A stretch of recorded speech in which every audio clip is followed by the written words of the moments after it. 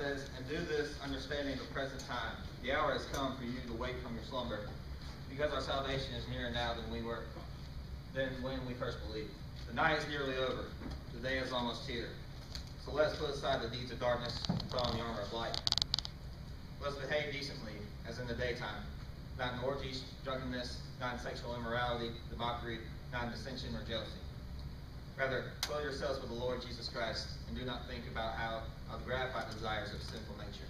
Let us pray real quick. Father God, we thank you for tonight. We thank you for the opportunity to come to your house, Lord. I just pray, Lord, you'll just come into me, God. May every word I say tonight be straight from you and not from me, God. Lord, just please just help.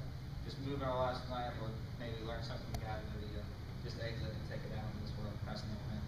All right, so I don't know if you guys kind of sort of saw the resemblance there in the movie clip and that verse, but he was talking about how the night is darkest just before the dawn, and the dawn is coming. And, it says right here, it's time for us to wake up for our slumber. The night is nearly over, the dawn is coming. There's going to be a time, there's going to be a day where Christ comes back and we're all going to be judged. The time is coming, we don't know when, we have no idea, really, we're all ignorant of that. But we do know it's coming, and we need to be prepared for that. And flip with me, if you will, over to Luke 21. I'm just going to look at a couple verses real quick here.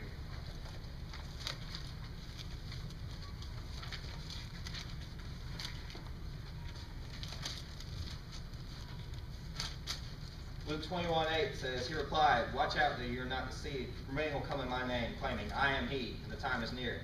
Do not follow them.'" You look at that. How many people come that we see today that come claiming the truth? How many schemes of man and how many Satan's army are coming around, telling us, this is the truth. How many times, even in public schools, we're being taught evolution. We're being taught all these different things. All these false truths. Verse 10:11 says, "Then he said to them, nation will rise against nation, kingdom against kingdom. There'll be great earthquakes and pestilence." Okay, I don't know how to say the word. Anyway, pestilence. Thank you guys, they're smarter than me. In various places, fearful events and great signs from heaven. Think about that for a minute. Think about what's going on in the Middle East right now, in Egypt, Libya, all that places, all that chaos. Think about why gas is so high, man. I tell you what, I drive an Explorer, it's killing me. It's killing me every day. Then think about the earthquakes. Think about Japan. Think about Haiti. Just think about that. These are signs of the end of the age. Then flip down to verse 25.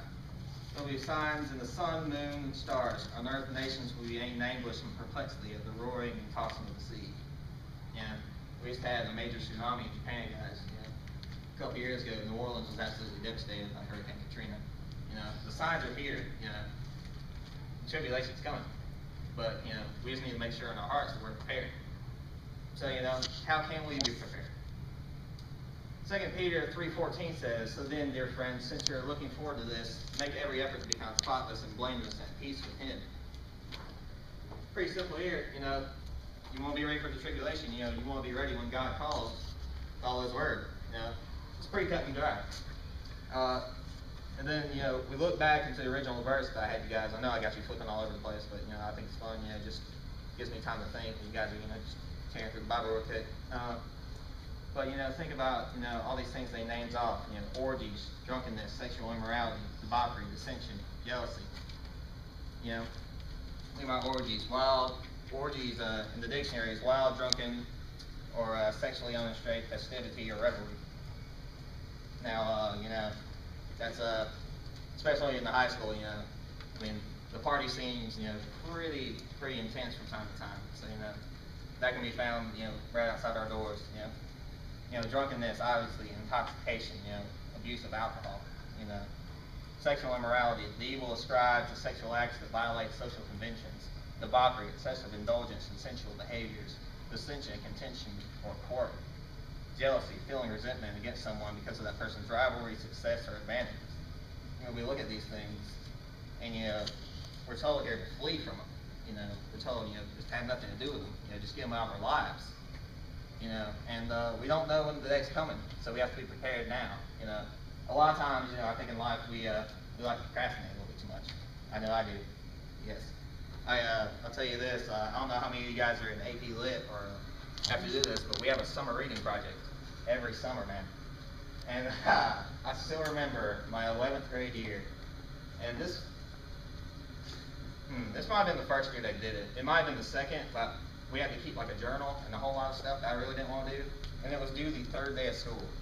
And I'll never forget that I started at 7 o'clock the second day of school. That night, just going to town. I hadn't even read the book. I didn't pick it up. Just sparking it, just going crazy. And I finished at 5:51 a.m. And I'll never forget, I went to bed, it was 5:58, and my mother woke me up and said, come on, Andrew, sweetie, it's time for school. And I looked at my clock, it was 6:19. So I don't know how many of you guys have seen Elf, but I kind of felt like Elf, when he's like, how'd you sleep, buddy? And it's like, I got a full 40 minutes. I got a full 40 minutes that night. So, it was awesome. And, I think, honestly, if we look at it, it might be 5:51 in the morning, we might be running out of time. Now, we need to be prepared. We don't need to wait till the time comes, because we don't know when it's coming. That's a scary thing, That's always great. I always play in golf. I play a little golf from time to time, for those of you who don't know or didn't really care, but now you know. And one thing I love about golf, because I've gotten hit by a golf ball 3 times in my life, and every time it's been in the face. I don't know. Yeah, I don't know. I know this is the money maker. They just won't stay away from it. And every time I've heard 4.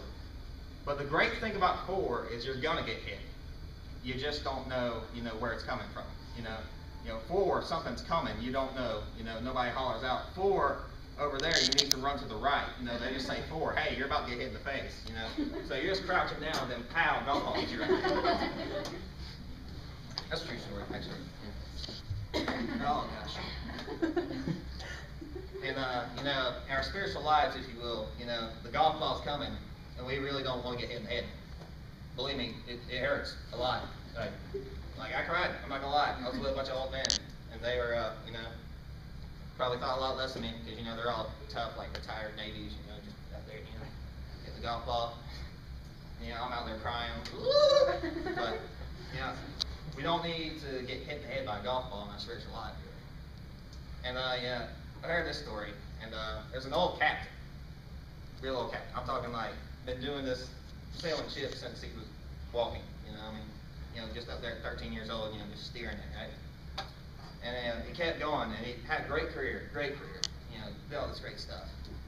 But got about time for him to retire. You're old, get out. Can't see as good, can't hear as good, you're not as sharp. It's time to get out. And he kept saying, no, man, my time hasn't come. No, man. And he started making mistakes. He almost wrecked his ship. He's like, no, man, I'm not done. I'm just gonna do this one last. There's a big voyage coming, big voyage, never been done before, big voyage. And he's like, yeah, I'm gonna fly this. Then we're gonna do it again. Go lay it down. And the guy's name was Captain Smith. And I don't know if you know him, but that's the captain of the Titanic. He said he's going to do one last voyage. He was going to sail the Titanic. He's going to get off on New York City, and he's going to retire. It's going to be done. He thought he had time. He thought he had time to do whatever he wanted. He wanted to continue in his ways, but he didn't have time. Don't get shipwrecked. Don't get shipwrecked, guys. And not only are we supposed to prepare our hearts, but think about the others around you. We're kind of in the Bible belts, but there's still a lot of lives out there that are lost. I guarantee we walk in the schools every day, and we probably find 100 people don't know Christ at least. Think about an adult life. You might be lucky to run across maybe 10. Close contact. We have the greatest opportunity now to reach lost souls. 1 Corinthians 15:34 says, "Come back to your senses that you all, and stop sinning, for there are some are ignorant of God. I say this to your shame."